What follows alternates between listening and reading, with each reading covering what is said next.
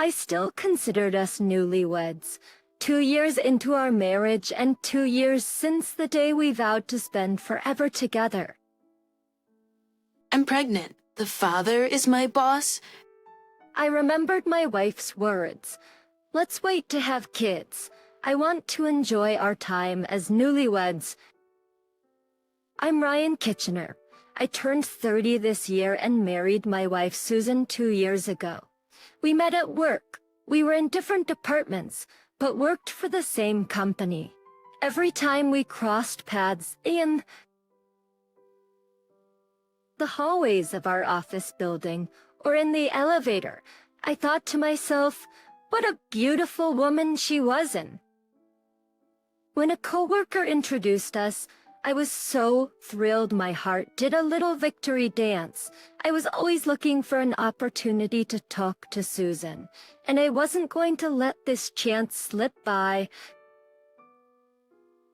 Watched every movie and read every book she recommended. My attempts to close the distance between us, slowly but surely, started to bear fruit. Susan quit her job by her own volition and is now a stay-at-home wife. I'm happy that she's keeping our home safe. Susan goes to cooking and flower arrangement classes, has leisurely lunches with her friends, and lives a comfortable and relaxed life. She's 2 years into our marriage, around the time when our parents started hinting about wanting to have grandchildren.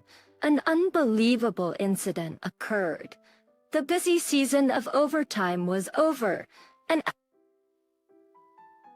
in high spirits leaving work on time. Thinking that Susan must have been feeling lonely due to my busy schedule, I bought her favorite cake on my way home. For the upcoming long weekend, we could go on a mini vacation. As I handed her my suit jacket and asked, she gave a small nod. There was a solemn look on her face. As I sat down on the living room couch, Susan took a seat in front of me. I'm pregnant and I want us to break up. The words hit me like a blunt force to the back of my head. I could never have imagined hearing such words from Susan. Susan and I don't have any kids. She was the one who had convinced me, who wanted a child right after we'd been married, that it was too soon. Respecting her wish to enjoy our newlywed life a little longer, I had promised to wait for her sake. We were careful these past 2 years. So what's this new life in her belly? I want a divorce. It's for the child. But sir, I never wanted to hear the phrase "for the child's" from Susan's mouth. In such a situation, I thought it would be a phrase we'd use joyfully together as a couple. Susan was looking at me expressionlessly, but it seemed her intention to divorce was firm. Please sign this. I want a divorce for the sake of my child. Susan laid out divorce papers with her signature already on them before me. The witnesses section was signed by Susan's parents. She'd already consulted her parents. I want to know who the father is. Oh, you're serious? It's in response to my question, Susan gave a firm nod. After that, I only remembered concentrating hard not to let the pen shake in my hand. She carefully folded the signed divorce papers, and it seemed she had already packed her things. A large suitcase in hand, she headed for the door, and I had no words for Susan, who was about to leave. Susan didn't look back at me again. Her feelings for me were gone. It was clear from her expression she disappeared into the twilight, pulling her suitcase behind her. All I could do was gaze at Susan's retreating figure. That night, I drank alone until I fell asleep. Because I had passed out drunk in the living room, it seemed I had caught a cold. I was hit by a headache and chills, which are different from a Hanahan. I called my workplace and told them I would be taking a sick day due to poor health.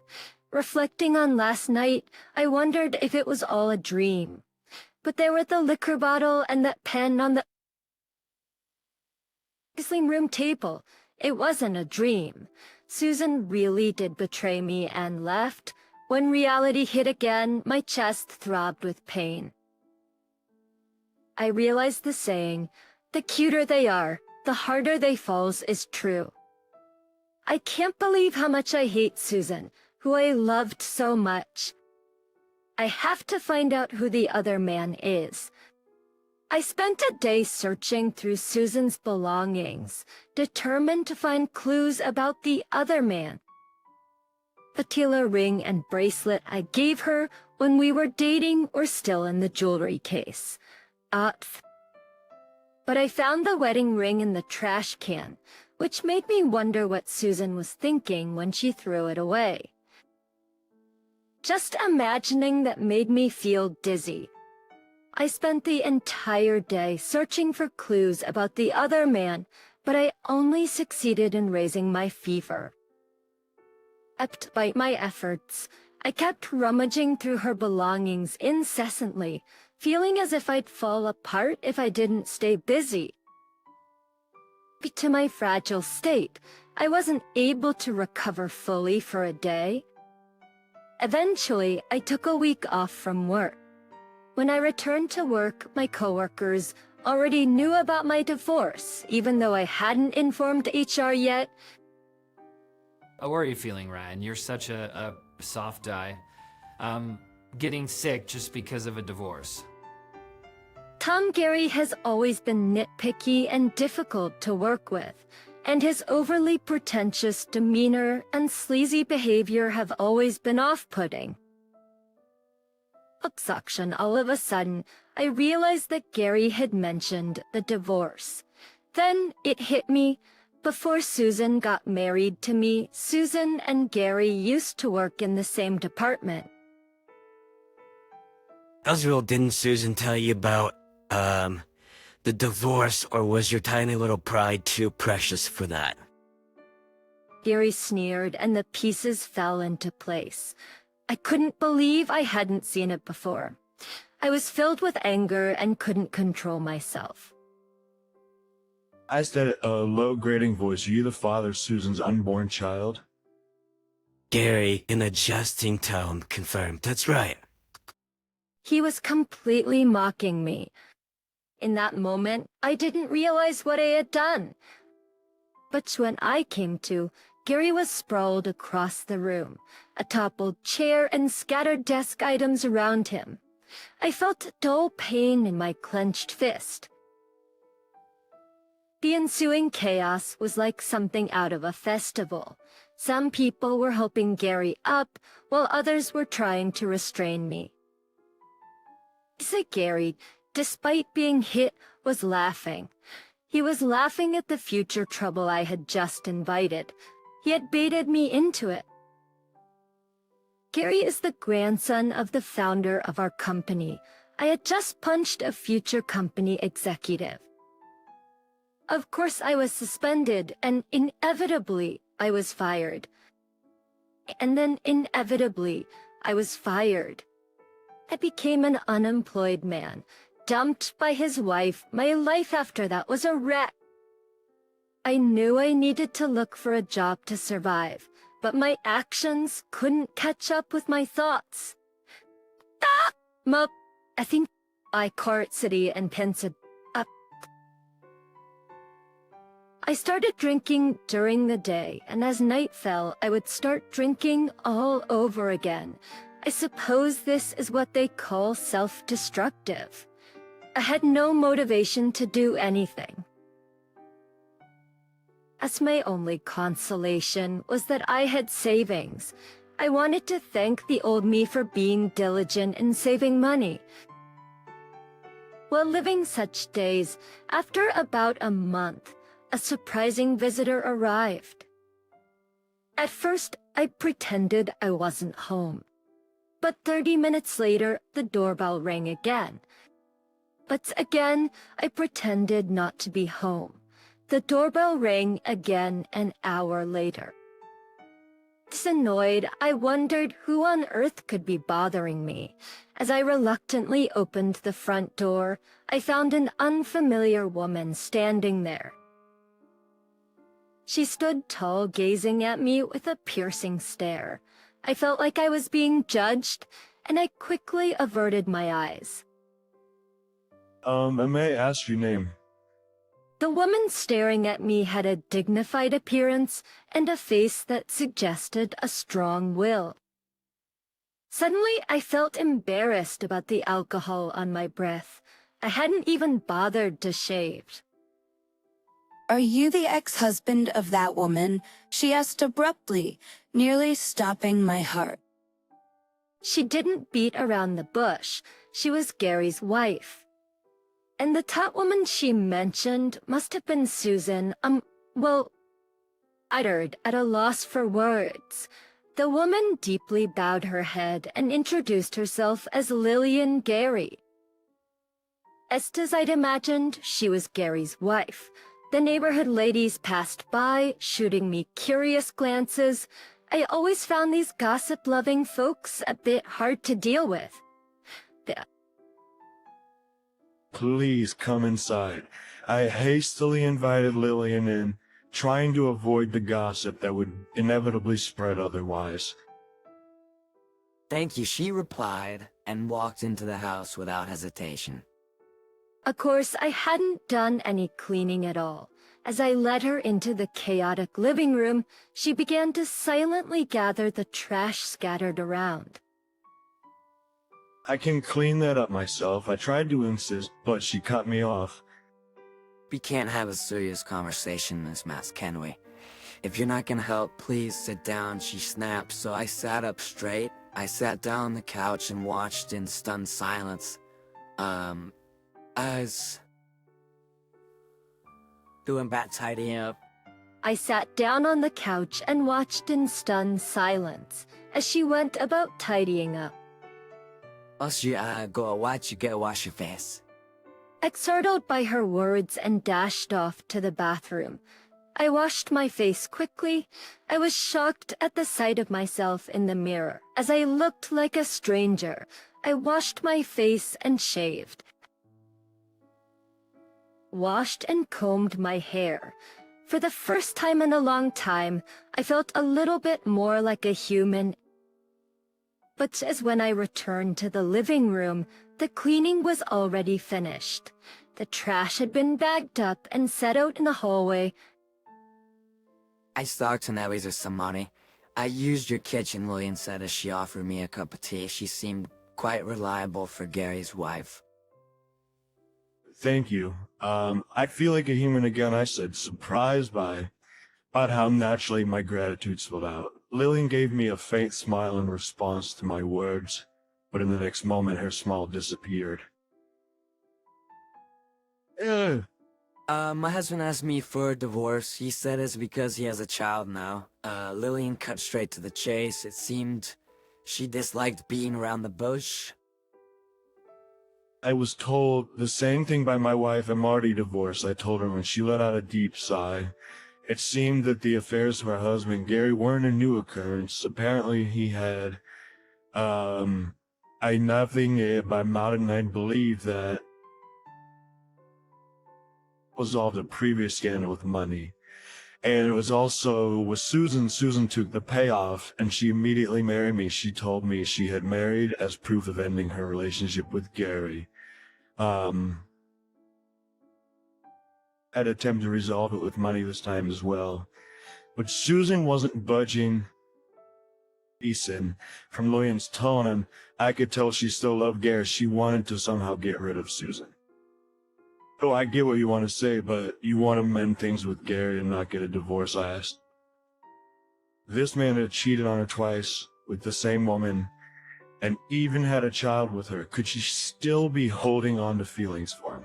When asked if she didn't want a divorce, Lillian looked a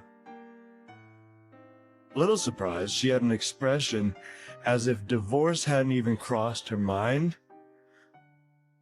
We're married after all. She had an expression as if divorce hadn't even crossed her mind. Asked Syrian and asked Lillian to leave that day, agreeing to discuss it again another time. The day after Lillian's visit, Gary came over. The today after Lillian's visit, Gary came over. It seemed he had heard from Lillian about her meeting with me yesterday. As a former boss, I decided to invite him into the living room. And something funny. Miss Lillian cleaned up, didn't she? Feeling the vibe of understanding between them irritated me. I want kids, and that's something Lillian can't give me. At these words, I lost my patience, grabbed him by the collar, but Gary was still laughing. I was probably thinking that he wouldn't get punched twice. Well, you left the front door wide open. That's careless. Is my husband punching? Oh, you want a child, huh? Well, you left the front door wide open. That's careless. As he nodded, she pulled out some documents from her bag. They were divorce papers. She then smiled as she offered the papers to Gary, saying, "Are you Satisfied now?" Her smile was stunningly beautiful, almost eerie. It looked as if it could forgive anything and everything, yet at the same time, it was as if it could send someone straight to hell. As Gary takes the divorce papers, his fingers lightly trace over the back of her hand. It felt like I've seen something I shouldn't have, and I quickly averted my eyes. Gary says thank you, sir, and left these words behind as he swiftly strided towards the front door. Lillian turned to me and said, we're enemies now, our Wilson, Gary. Better be ready." And Gary just waved without turning around to her words. It seemed that he had accepted her declaration of war. But once Gary was out of sight, Lillian turned back to me and said, "Shall we lick our wounds together? But first, let's have our revenge." Or shall we lick our wounds together? But first, let's have our revenge. We both separately demanded compensation from Gary and Susan. They're well off. No matter how much we demand, they're likely to pay. I asked my lawyer to proceed with all matters simultaneously because I wanted them to suffer, even if just a little. This would be just a bit of payback. Child's play, really? After demanding the compensation, Susan finally came crying. It seems Gary will pay his own part, but he won't pay Susan's portion. They're not married yet, so it's only natural, but it seems there's more to it. It's at a meeting between the four of us. Gary started saying that I was also to blame for Susan's affair. He claimed it was a result of making her feel lonely due to my constant work. You sure have a knack for blowing smoke, don't you? It won't work on me. What Lillian pulled out was a report on Gary's personal investigation. The investigation had apparently been requested by Gary's parents. Susan and Gary had been involved before my marriage to her. And at one point, Susan had accepted a settlement to sever ties. However, behind the scenes, the relationship continued. Apparently, my marriage to her was suggested by Gary as a camouflage. My work, and I'm a bit insensitive. For them, having an insensitive husband was very convenient. Moreover, since I was working with Gary, they could always keep an eye on me. The report Gary's parents had put together by spending a considerable amount of money was unbelievably detailed. Blurs the color trends from Gary and Susan's faces. She starts to scream amidst her tears. Stop it now. As being stared down by Lillian's icy eyes, Susan fainted on the spot. Gary, panicking, cradled Susan in his arms, to which Lillian smiled. Are they surrendering? That's a shame. I believe Lillian truly loved Gary. Love and hate are two sides of the same coin. The deeper the love, the deeper the hate. It seemed Gary understood that too. In the end, I had no role in the discussion, and the meeting ended with Lillian dominating the conversation.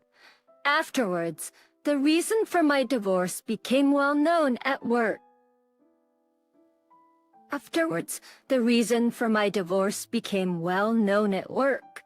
I was the one who had leaked it to my coworkers. The company wanted to cover it up, but it was too late. In the end, Gary was sidelined at work and had no place in his family. After remarrying, Susan is struggling with in-law issues. It seems that Gary's parents, who liked Lillian, are harshly treating Susan, who took Lillian's place after driving her out. And serves her right. This when everything about the alimony and other issues had been settled, I invited Lillian for a coffee. She told me about her current situation, working at a friend's company while living alone.